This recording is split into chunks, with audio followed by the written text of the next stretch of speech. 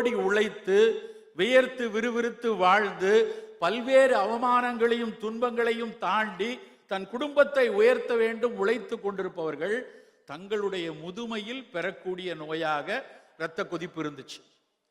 ஆனால் இன்றைக்கு 30 வயதில் 35 வயதில் ஏன் ஒரு கருவுற்ற ஒரு பெண்மணி போய் தன் கரு எப்படி இருக்கிறது என்பதை மருத்துவரிடம் சென்று பார்க்கும்போது பார்த்தால் 17 to 20% பெண்களுக்கு இரத்த கொதிப்பு 30 வயதில் வருகிறது.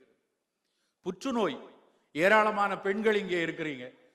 ஒரு காலத்தில் நான் 30 ஆண்டுகளுக்கு முன்னாடி மருத்துவம் படித்துக் கொண்டிருந்த போது யாருக்கு புற்றுநோய் வரும், பெண்களில் யாருக்கு மார்பக புற்றுநோய் வரும் என்று கேட்டா 2 பதில்தான் எழுதுவோம். ஆங்கிலத்தில் நன்ஸ் அண்ட் நான் லாக்டேட்டிங் மதர்ஸ் அப்படிம்பாங்க.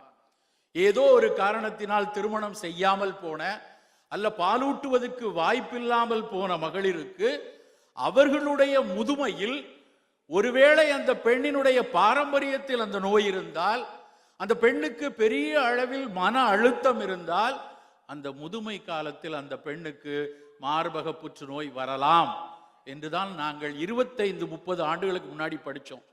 இந்த வருடம் நேஷனல் கேன்சர் ரெஜிஸ்ட்ரி என்று இந்திய அரசாங்கத்தில் இந்த புற்றுநோயில் பாதிக்கப்பட்டவர்களுக்கான பதிவேடுகள் ஒவ்வொரு நாளும் அதை பதிவேற்றி கொண்டு வருவாங்க. ஒவ்வொரு வருடமும் அதிலிருந்து ஒரு அறிக்கை வரும். இந்த வருடத்தின் நேஷனல் கேன்சர் டே அறிக்கை என்னென்றா, பெண்களில் முதுமையில் இருப்பவர்களுக்கு மார்பக புற்றுநோய் வரல.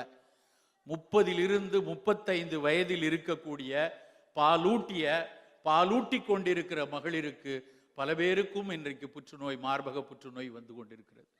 சர்க்கரை நோய் ஒன்றும் புதிதானதில்லை. சர்க்கரை நோய் இங்கே கிரேக்கத்திலும் சரி, தமிழ் மருத்துவத்திலும் சரி, இந்திய பிற மருத்துவங்களிலும் சரி, சீன மருத்துவத்திலும் சரி, சர்க்கரை நோயை பற்றிய குறிப்புகள் 2000 வருஷத்துக்கு முன்னாடியே இருக்கு. எங்க போய் சிறுநீர் கழித்து விட்டு வந்தால் சிறுநீர் கழித்த இடத்தில் எறும்பு மொய்க்கும் என்று பதிவு செய்திருக்கிறார்கள். ஒரே மாதிரி கிரேக்கத்திலும் தமிழ் மருத்துவத்திலும். கோதையர் கலவி போதை, கொழுத்த மீனிறைச்சி போதை, ஓதுவாய் நெய்யும் பாலும் பறிவுட முன்பீராகில் ஓது சுக்கில பிரமேகம் வந்து சேரும் தானே. இது சர்க்கரை நோய் எதன் வரும் என்று சித்த மருத்துவத்தில் பாடிய பாடல். ஆனால் அன்றைக்கு சர்க்கரை நோய்ங்கிற பிரமேகமும் சர்க்கரை நோயும் வயோதிகத்தில் வந்தது. ஆனா இன்னைக்கு பல குடும்பங்கள்ல, குறிப்பாக ஆசிய மரபணுக்கள் என்று அவர்கள் பட்டியலிடுகிறார்கள். இன்னும் குறிப்பாக பார்க்கும்போது தமிழ் மரபணுக்களில் இந்த சர்க்கரை நோய் இளம் வயதிலே வருவது பதிவாகி கொண்டே வருகிறது. நண்பர்களே,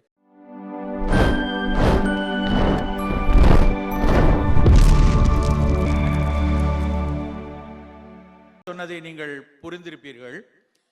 பழமை வேறு, மரபு வேறு. மீண்டும் மீண்டும் நாம் மனதில் நிறுத்தி கொள்ள வேண்டிய விஷயம், பழசு பழமை வேறு, மரபு என்பது வேறு. பழசு பழமை என்பதில் காலத்தினால் ஏற்பட்ட சில பிழைகள், காலத்திற்கு ஒவ்வாத சில விஷயங்கள், இந்த சமூகத்தில் நடந்த சில பிழைகள் எல்லாம் ஊறி இருந்த விஷயங்கள் பழமையில் நிறைய உண்டு.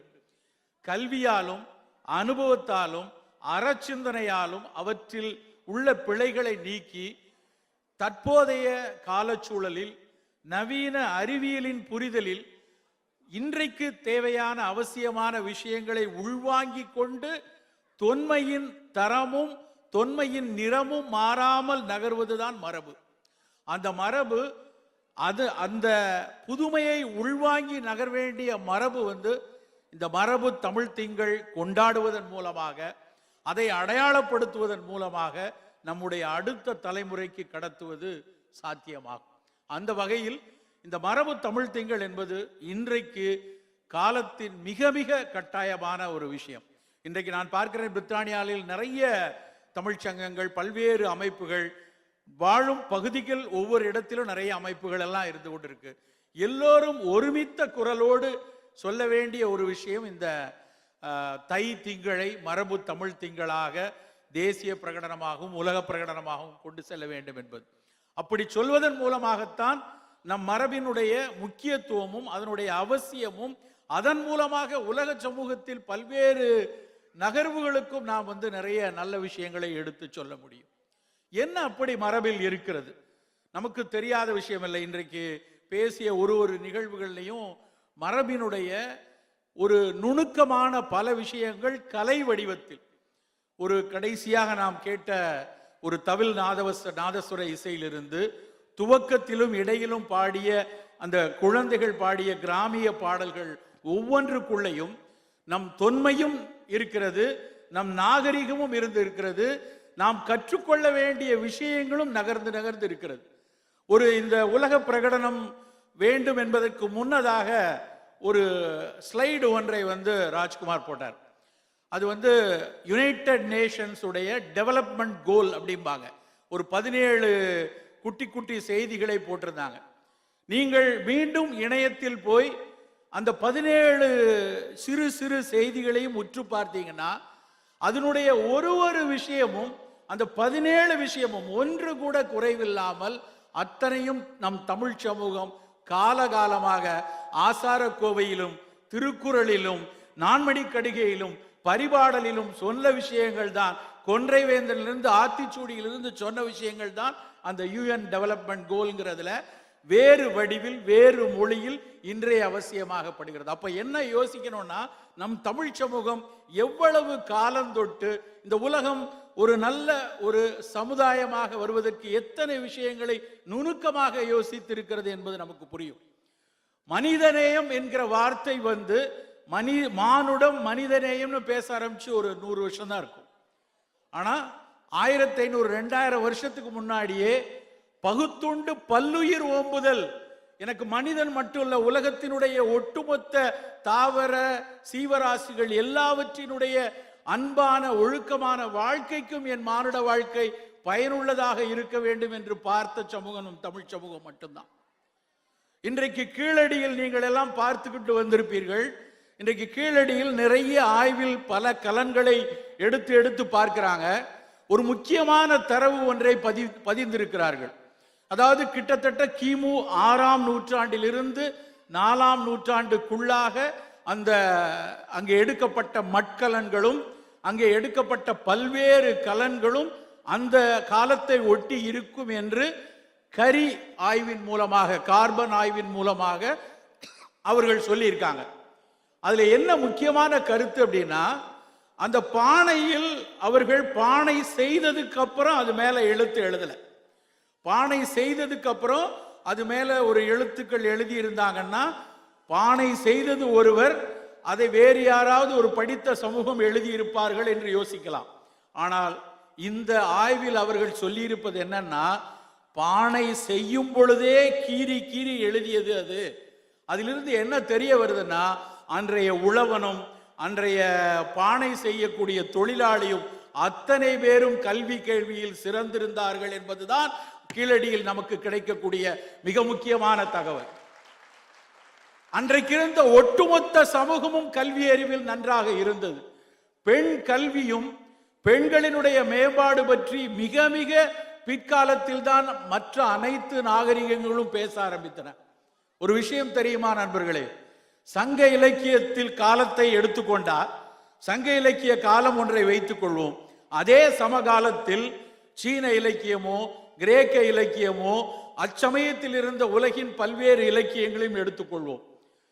பெண்கள் கல்வி கற்று பெண்கள் கவிதை இயற்றி பெண்கள் பாடல் இயற்றியவர்கள் எத்தனை பேர் பிற சமூகத்தில் இருந்தார்கள் என்று பார்த்தால் 1400க்கு முன்னே ஒட்டுமொத்த உலகில் 14-15 பேர்களை குறிப்பிடுகிறார்கள். ஆனால் சங்க இலக்கியத்தில் மட்டும் பெண்பாற் புலவர்கள் 48 பேர் இருந்திருக்கிறார்கள். இதுல என்ன தெரிய வருது நமக்கு? அந்த காலகட்டத்தில் நம் சமூகம் அவ்வளவு தூரம் ஒரு மாண்பு மிக்க, உலகின் பல்வேறு தளங்களில் நம்மை நகர்த்துவதற்கான பல நுணுக்கமான அறிவை பெற்றிருந்த சமூகமாக இருந்திருக்கிறோம். இப்பொழுது எங்கே போய் கொண்டிருக்கிறோம்?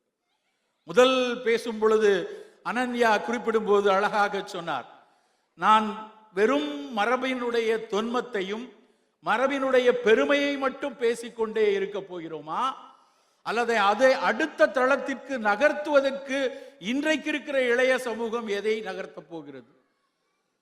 என்னுடைய துறை சார்ந்த ஒரு சில விஷயங்களை மட்டும் சொல்லிவிட்டு மற்றவற்றை உங்கள் சிந்தனைக்கு விட்டு செல்லலாம் என்று நினைக்கிறேன்.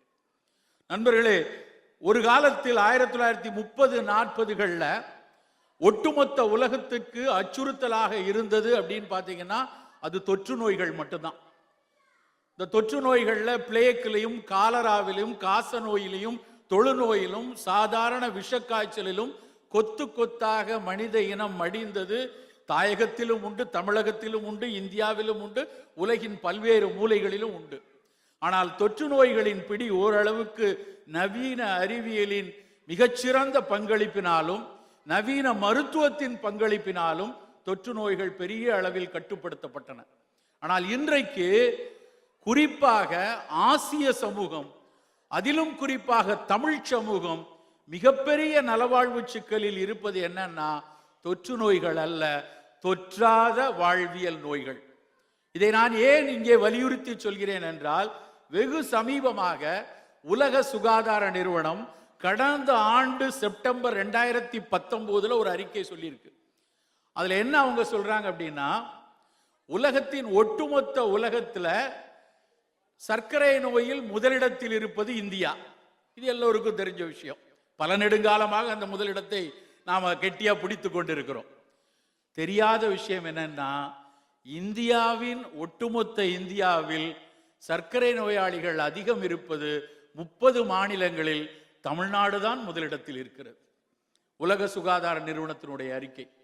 தமிழ்நாடு இருக்கிறது என்றால் தமிழினம் இருக்கிறது என்று அர்த்தம். இலங்கையில் சென்ற போதும் சரி, அங்கிருக்கிற தரவுகளும் என்ன சொல்கிறார்கள் என்றால், பெரிய அளவில் தமிழ் சமூகத்திற்கு சர்க்கரை நோய் பெரிய அளவில் கூடிக்கொண்டிருக்கிறது.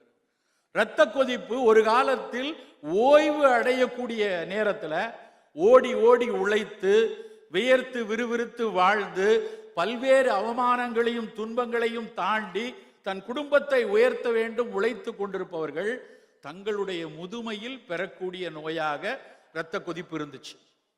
ஆனால் இன்றைக்கு 30 வயதில் 35 வயதில், ஏன் ஒரு கருவுற்ற ஒரு பெண்மணி போய் தன் கரு எப்படி இருக்கிறது என்பதை மருத்துவரிடம் சென்று பார்க்கும் போது பார்த்தால் 17 to 20% பெண்களுக்கு இரத்த கொதிப்பு 30 வயதில் வருகிறது. புற்றுநோய், ஏராளமான பெண்கள் இங்கே இருக்கிறீங்க. ஒரு காலத்தில் நான் 30 ஆண்டுகளுக்கு முன்னாடி மருத்துவம் படித்துக் கொண்டிருந்த போது யாருக்கு புற்றுநோய் வரும், பெண்களில் யாருக்கு மார்பக புற்றுநோய் வரும் என்று கேட்டா 2 பதில்தான் எழுதுவோம். ஆங்கிலத்தில் நன்ஸ் அண்ட் நான் லாக்டேட்டிங் மதர்ஸ் அப்படிம்பாங்க.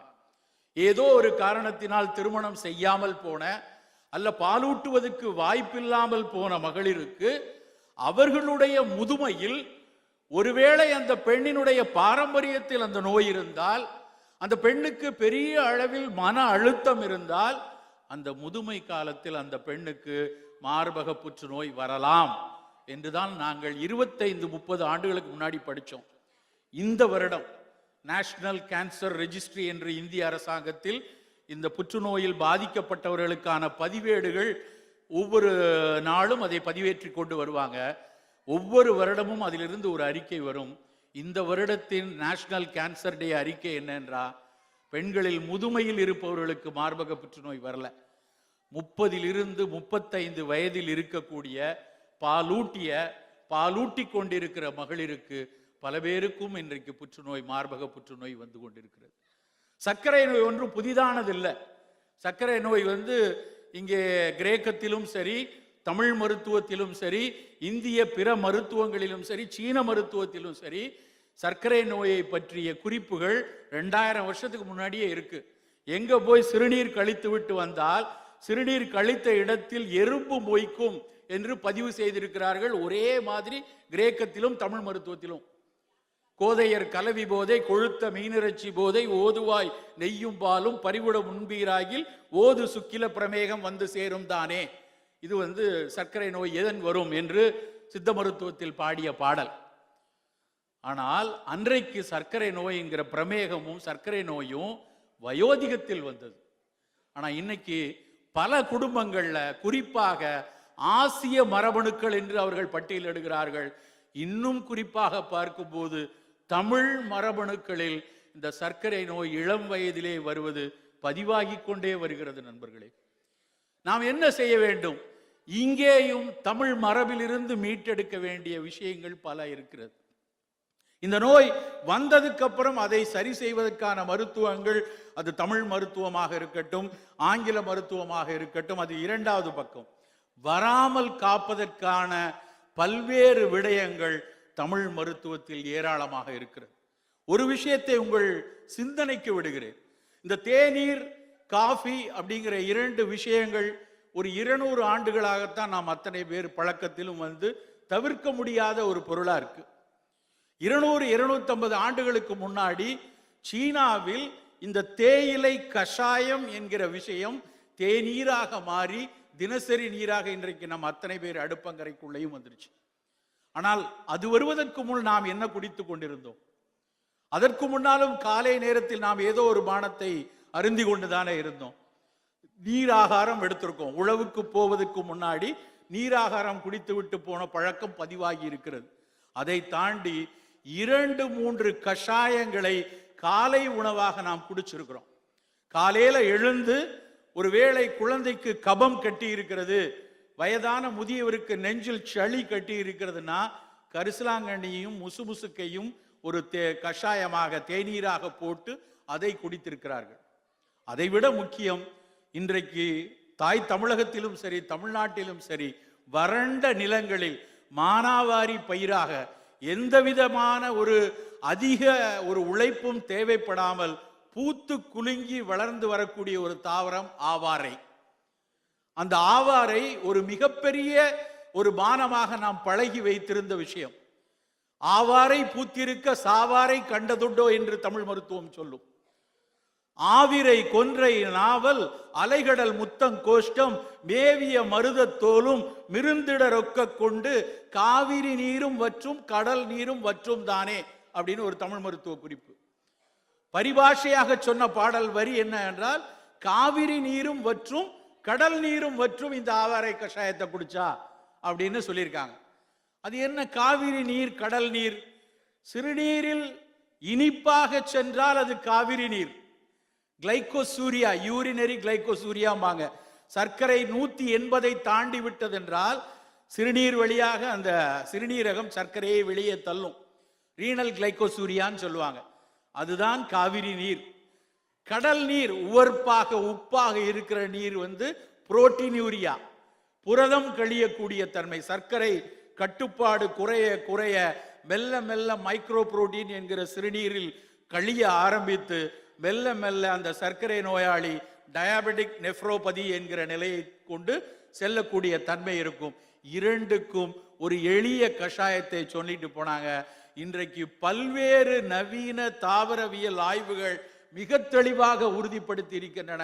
இரத்தத்தில் இருக்கக்கூடிய சர்க்கரையை செல்களுக்குள் தள்ளக்கூடிய ஈரலின் நொதிகளை ஊக்குவிக்கக்கூடிய தன்மை ஆவாரைக்கு இருக்கிறது என்பதை அறிந்து நவீன தாவரவியல் உலகம் வலியுறுத்தி சொல்ல ஆரம்பித்திருக்கிறது. டாக்கிங் என்று ஒரு தாவரவியலாளர்கள் நவீன ஸ்டடிஸ் ஒன்று உண்டு. அந்த டாக்கிங் ஸ்டடிஸ்லையும் இன்றைக்கு ஆவாரை எந்த அளவுக்கு பயனுள்ளதாக இருக்கிறது என்று சொல்கிறார்கள். அமைந்தான் கொழுகான் அளவறியான் தன்னை வியந்தான் விரைந்து கெடும் முயுவ விளக்க உரை. மற்றவர்களோடு ஒத்து நடக்காமல் தன் வலிமையின் அளவையும் அறியாமல் தன்னை வியந்து மதித்துக் கொண்டிருப்பவன் விரைவில் கெடுவான். சாலமன் பாப்பையா விளக்க உரை. பிறருடன் மனங்கலந்து பழகாமல் தன் சொந்த பலத்தையும் அறியாமல் தன்னை பெரிதாக எண்ணியவன் விரைவில் அழிவான். கலைஞர் விளக்க உரை. மற்றவர்களை மதிக்காமலும் தன் வலிமையை உணர்ந்து கொள்ளாமலும் தன்னைத்தானே பெரிதாக விளம்பரப்படுத்திக் கொண்டிருப்பவர்கள் விரைவில் கெட்டுத் தொலைவார்கள். அமைந்தான் கொழுகான் அளவறியான் தன்னை வியந்தான் விரைந்து கெடும் முயுவ விளக்க உரை. மற்றவர்களோடு ஒத்து நடக்காமல் தன் வலிமையின் அளவையும் அறியாமல் தன்னை வியந்து மதித்துக் கொண்டிருப்பவன் விரைவில் கெடுவான். சாலமன் பாப்பையா விளக்க உரை. பிறருடன் மனங்கலந்து பழகாமல் தன் சொந்த பலத்தையும் அறியாமல் தன்னை பெரிதாக எண்ணியவன் விரைவில் அழிவான். கலைஞர் விளக்க உரை. மற்றவர்களை மதிக்காமலும் தன் வலிமையை உணர்ந்து கொள்ளாமலும் தன்னைத்தானே பெரிதாக விளம்பரப்படுத்திக் கொண்டிருப்பவர்கள் விரைவில் கெட்டுத் தொலைவார்கள். அமைந்தான் கொழுகான் அளவறியான் தன்னை வியந்தான் விரைந்து கெடும் முயுவ விளக்க உரை. மற்றவர்களோடு ஒத்து நடக்காமல் தன் வலிமையின் அளவையும் அறியாமல் தன்னை வியந்து மதித்துக் கொண்டிருப்பவன் விரைவில் கெடுவான். சாலமன் பாப்பையா விளக்க உரை. பிறருடன் மனங்கலந்து பழகாமல், தன் சொந்த பலத்தையும் அறியாமல் தன்னை பெரிதாக எண்ணியவன் விரைவில் அழிவான். கலைஞர் விளக்க உரை. மற்றவர்களை மதிக்காமலும் தன் வலிமையை உணர்ந்து கொள்ளாமலும் தன்னைத்தானே பெரிதாக விளம்பரப்படுத்திக் கொண்டிருப்பவர்கள் விரைவில் கெட்டுத் தொலைவார்கள். அமைந்தான் கொழுகான் அளவறியான் தன்னை வியந்தான் விரைந்து கெடும் முயூவ விளக்க உரை. மற்றவர்களோடு ஒத்து நடக்காமல் தன் வலிமையின் அளவையும் அறியாமல் தன்னை வியந்து மதித்துக் கொண்டிருப்பவன் விரைவில் கெடுவான். சாலமன் பாப்பையா விளக்க உரை. பிறருடன் மனங்கலந்து பழகாமல், தன் சொந்த பலத்தையும் அறியாமல் தன்னை பெரிதாக எண்ணியவன் விரைவில் அழிவான். கலைஞர் விளக்க உரை. மற்றவர்களை மதிக்காமலும் தன் வலிமையை உணர்ந்து கொள்ளாமலும் தன்னைத்தானே பெரிதாக விளம்பரப்படுத்திக் கொண்டிருப்பவர்கள் விரைவில் கெட்டுத் தொலைவார்கள். அமைந்தான் கொழுகான் அளவறியான் தன்னை வியந்தான் விரைந்து கெடும் முயூவ விளக்க உரை. மற்றவர்களோடு ஒத்து நடக்காமல் தன் வலிமையின் அளவையும் அறியாமல் தன்னை வியந்து மதித்துக் கொண்டிருப்பவன் விரைவில் கெடுவான். சாலமன் பாப்பையா விளக்க உரை. பிறருடன் மனங்கலந்து பழகாமல், தன் சொந்த பலத்தையும் அறியாமல் தன்னை பெரிதாக எண்ணியவன் விரைவில் அழிவான். கலைஞர் விளக்க உரை. மற்றவர்களை மதிக்காமலும் தன் வலிமையை உணர்ந்து கொள்ளாமலும் தன்னைத்தானே பெரிதாக விளம்பரப்படுத்திக் கொண்டிருப்பவர்கள் விரைவில் கெட்டுத் தொலைவார்கள். அமைந்தான் கொழுகான் அளவறியான் தன்னை வியந்தான் விரைந்து கெடும் முயூவ விளக்க உரை. மற்றவர்களோடு ஒத்து நடக்காமல் தன் வலிமையின் அளவையும் அறியாமல் தன்னை வியந்து மதித்துக் கொண்டிருப்பவன் விரைவில் கெடுவான். சாலமன் பாப்பையா விளக்க உரை. பிறருடன் மனங்கலந்து பழகாமல், தன் சொந்த பலத்தையும் அறியாமல் தன்னை பெரிதாக எண்ணியவன் விரைவில் அழிவான். கலைஞர் விளக்க உரை. மற்றவர்களை மதிக்காமலும் தன் வலிமையை உணர்ந்து கொள்ளாமலும் தன்னைத்தானே பெரிதாக விளம்பரப்படுத்திக் கொண்டிருப்பவர்கள் விரைவில் கெட்டுத் தொலைவார்கள். அமைந்தான் கொழுகான் அளவறியான் தன்னை வியந்தான் விரைந்து கெடும் முயூவ விளக்க உரை. மற்றவர்களோடு ஒத்து நடக்காமல் தன் வலிமையின் அளவையும் அறியாமல் தன்னை வியந்து மதித்துக் கொண்டிருப்பவன் விரைவில் கெடுவான். சாலமன் பாப்பையா விளக்க உரை. பிறருடன் மனங்கலந்து பழகாமல், தன் சொந்த பலத்தையும் அறியாமல் தன்னை பெரிதாக எண்ணியவன் விரைவில் அழிவான். கலைஞர் விளக்க உரை. மற்றவர்களை மதிக்காமலும் தன் வலிமையை உணர்ந்து கொள்ளாமலும் தன்னைத்தானே பெரிதாக விளம்பரப்படுத்திக் கொண்டிருப்பவர்கள் விரைவில் கெட்டுத் தொலைவார்கள். அமைந்தான் கொழுகான் அளவறியான் தன்னை வியந்தான் விரைந்து கெடும் முயூவ விளக்க உரை. மற்றவர்களோடு ஒத்து நடக்காமல் தன் வலிமையின் அளவையும் அறியாமல் தன்னை வியந்து மதித்துக் கொண்டிருப்பவன் விரைவில் கெடுவான். சாலமன் பாப்பையா விளக்க உரை. பிறருடன் மனங்கலந்து பழகாமல், தன் சொந்த பலத்தையும் அறியாமல் தன்னை பெரிதாக எண்ணியவன் விரைவில் அழிவான். கலைஞர் விளக்க உரை. மற்றவர்களை மதிக்காமலும் தன் வலிமையை உணர்ந்து கொள்ளாமலும் தன்னைத்தானே பெரிதாக விளம்பரப்படுத்திக் கொண்டிருப்பவர்கள் விரைவில் கெட்டுத் தொலைவார்கள். அமைந்தான் கொழுகான் அளவறியான் தன்னை வியந்தான் விரைந்து கெடும் முயூவ விளக்க உரை. மற்றவர்களோடு ஒத்து நடக்காமல் தன் வலிமையின் அளவையும் அறியாமல் தன்னை வியந்து மதித்துக் கொண்டிருப்பவன் விரைவில் கெடுவான். சாலமன் பாப்பையா விளக்க உரை. பிறருடன் மனங்கலந்து பழகாமல், தன் சொந்த பலத்தையும் அறியாமல் தன்னை பெரிதாக எண்ணியவன் விரைவில் அழிவான். கலைஞர் விளக்க உரை. மற்றவர்களை மதிக்காமலும் தன் வலிமையை உணர்ந்து கொள்ளாமலும் தன்னைத்தானே பெரிதாக விளம்பரப்படுத்திக் கொண்டிருப்பவர்கள் விரைவில் கெட்டுத் தொலைவார்கள். அமைந்தான் கொழுகான் அளவறியான் தன்னை வியந்தான் விரைந்து கெடும் முயூவ விளக்க உரை. மற்றவர்களோடு ஒத்து நடக்காமல் தன் வலிமையின் அளவையும் அறியாமல் தன்னை வியந்து மதித்துக் கொண்டிருப்பவன் விரைவில் கெடுவான். சாலமன் பாப்பையா விளக்க உரை. பிறருடன் மனங்கலந்து பழகாமல், தன் சொந்த பலத்தையும் அறியாமல் தன்னை பெரிதாக எண்ணியவன் விரைவில் அழிவான். கலைஞர் விளக்க உரை. மற்றவர்களை மதிக்காமலும் தன் வலிமையை உணர்ந்து கொள்ளாமலும் தன்னைத்தானே பெரிதாக விளம்பரப்படுத்திக் கொண்டிருப்பவர்கள் விரைவில் கெட்டுத் தொலைவார்கள்.